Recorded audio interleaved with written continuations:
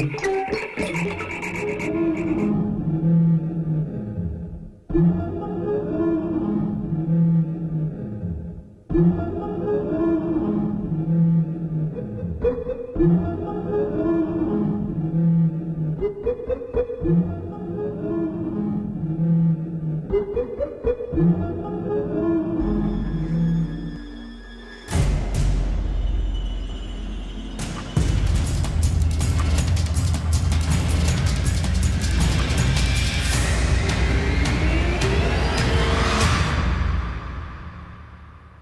filmekkel foglalkozunk a Kornéllal, 15 éve. Azt hiszem, hogyha jól számolom, ebbe próbálunk titeket egy kicsit belevonni. Úgy látom, engem már 3 kamera is vesz. És ahogy mondta Kornél, ezeket a kamerákat azért hoztuk el, mert mi ilyen kamerákkal dolgozunk, csak hogy lássátok, hogy nem ilyen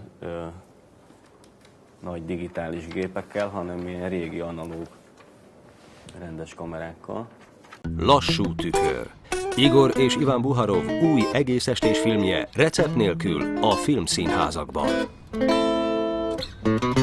Minden ugyanaz a kicsiben, a nagyban egyaránt jelen.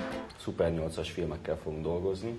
Ez egy körülbelül ilyen, nem is körülbelül, hanem pontosan ilyen szélességű keskeny film. Ez most pont egy blank, ezt teszik a tekercsek elejére. Hát ez egy ilyen amatőr technika. 35 mm széles a maga mozifilm, és amikor elkezdődött maga a mozifilmnek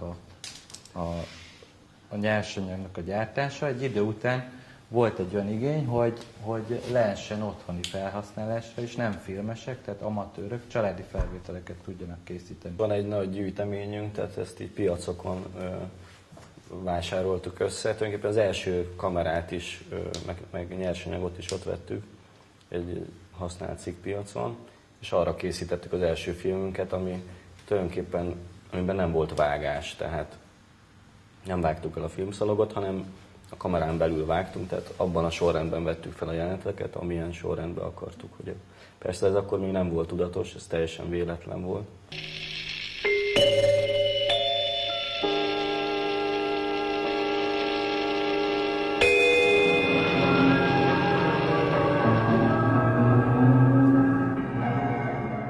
Miért nem valami digitális kamerát visztek magatokkal, vagy valami modernebbet? Mi valahogy így vonzódunk, vagy vonzódtunk mindig is ehhez a filmes technikához, tehát magához a film anyagához, ami egy videókép számunkra egy kicsit ilyen kilúgozott, vagy túlságosan steril, vagy túlságosan digitális. Mindig egy filmnek mindig megvan egy archív hangulata, pont ennek a Super 8-asnak meg főleg olyan, mintha régen történt volna, mintha egy emlék lenne. Nem is tudom, hogy mondjam. Mi csak a mobilunkkal szoktunk videózni, és ezt csak azon lehet visszanézni. És ott mit vettél észre, amikor a mobiloddal felvettél egy Mit, hogy homályos az? homályos? Mit? Hát többek között homályos. Ott egy nagyon pici lencse van benne a mobiltelefonban. Igazándiból ezek az optikák, ezek nagyon sok mindent meghatároznak, hogy milyen minőségű lesz a kép. Fotót már mindenki látott, ugye? Analóg fotót, de nem digitálisat, hanem egy fotó. Azon nagyon sok információ van képileg, tehát nagyon szépek ezek a képek. És ami számunkra még fontos volt, hogy legyen egy ilyen, a képnek ne egy ilyen digitális hatása legyen, hanem legyen egyrészt sok képpontot tartalmazzon, és hogyha kivetítjük egy nagy vászonra, akkor az tényleg legyen szép. Így néz ki egyébként ez a kazetta, ezt is meg lehet nézni, és akkor itt fut benne a film. És hogy beteszed a kamerába, ezzel a kis így továbbítja a filmet, és erre rögzít.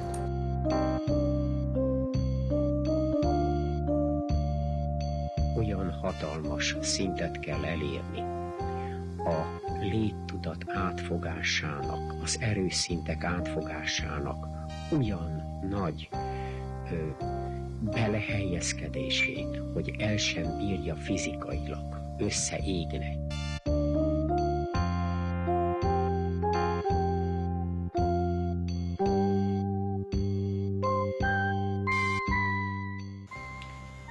Ez a film, amit most éppen itt a háttérben megy, ezt a Kornéllal úgy csináltuk, hogy lementünk a nagymamámhoz. Nem volt egy ilyen konkrét cél, ötlet, akármi, hogy mi most mit készítünk, vagy mit veszünk föl. Tulajdonképpen fölvettük ezeket a jeleneteket, és később egy 5-6 év múlva állt össze egy filmé. A véletlen és az esetlegesség az ugyanolyan alkotó erő.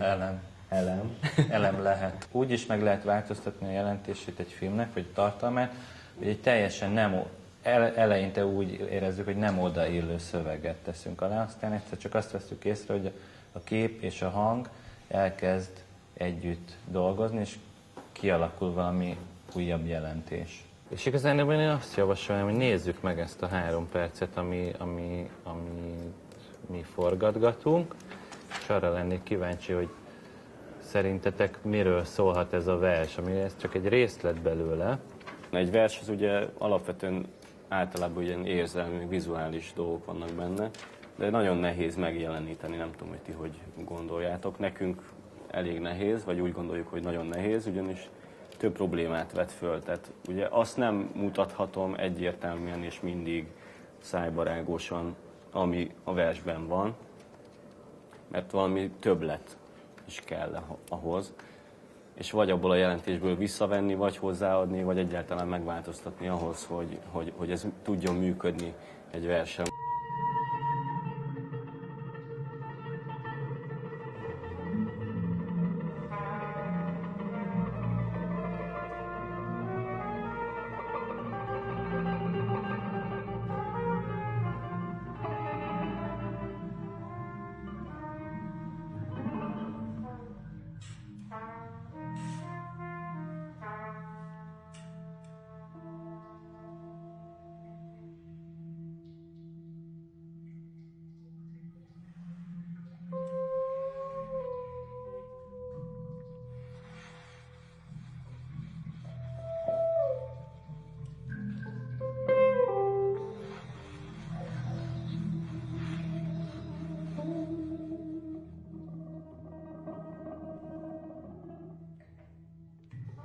Nekem nagyon magányosnak tűnt.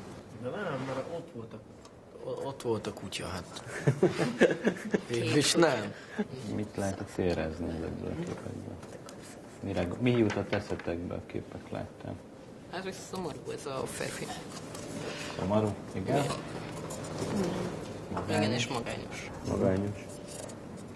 Próbálja feltalálni magát. Csinál dolgokat. Dolgozott. Meg? Mit láttunk meg? Felgyújtott valamit. Adott inni a kutyának, nem? Igen? A fehér kannából. Jó, és a végén? Ilyen gyógyszert szed be, vagy mi volt az ilyen? Igen, gyógyszert is beszedett, ez is fontos. Aztán azt látjuk, hogy így elmegy. Mi lehet egy filmkészítő célja? Szórakoztatás. Akár. Vagy figyelemfelhívás. Igen, Esetleg, hogyha tanulságos dolgokat tanítani. pontosan. Hogy megfigyelés. Megfigyelés. Hogy jutott eszetekbe, hogy ilyen szereplőket rakjatok a filmbe? Hát egyrészt ők már ő a nagymamám, ő nagyon régi szereplőnk. Tehát az első filmben már abban is szerepel. Ő kicsoda? Az a majom az egyikünk, mert ugyanis tényleg nagyon minimális stábbal dolgozunk, szereplőink is alig vannak néha, és akkor így egymásra adjuk ezeket a jelmezeket, néha az egyikünk kamerázik, és a másik játszik, néha fordítva. Hogy nem az eredeti nevetek van ki, miért ez a két név? Akkor alakult ki ez az egész, amikor pont kimentek az oroszok, és akkor volt egy ilyen, szóval senki nem szerette például az oroszokat akkor, mindenki örült, hogy megszabadultak tőlük. Meg úgy gondoltuk, hogy ez egy jó gesztus, hogyha orosz nevet veszünk fel, hogy akár azt gondolhatják, hogy itt maradt belőlük 2.